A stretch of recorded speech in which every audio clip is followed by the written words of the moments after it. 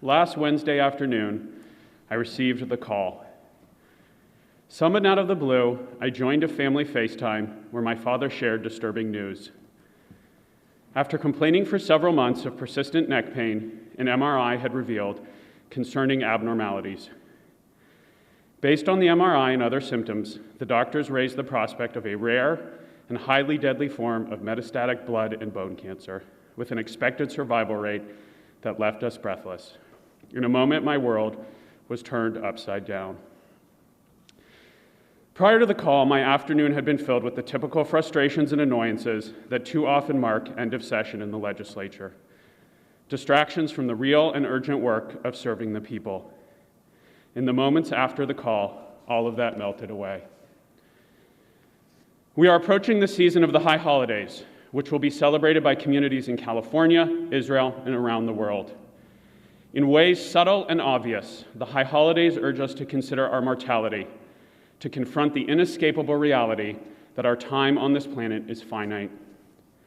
The confrontation with our own inevitable death is not meant to scare us, but rather to encourage the difficult work of reflection and introspection, to help us ask ourselves the tough questions. Are we living the life we intended? Are we being true to ourselves? Are we spending our precious time and energy on what really matters? With luck, we will come out of the high holidays with a renewed sense of purpose and perspective. We will lay down old grievances, set aside needless distractions, and refocus on that which is most deserving of our time and talent and energy. Over the past several days, my dad has been subject to a battery of blood tests and scans.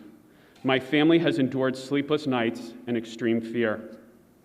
Somehow, by the incredible grace of God, the results of those tests have surprised his doctors and delighted our family. Gone is the shadow of cancer, replaced by a diagnosis of ailments that, while difficult, are far less scary. We have stepped back from the abyss. Eloheinu v'Elohei avotenu v'imotenu, our God and God of our ancestors.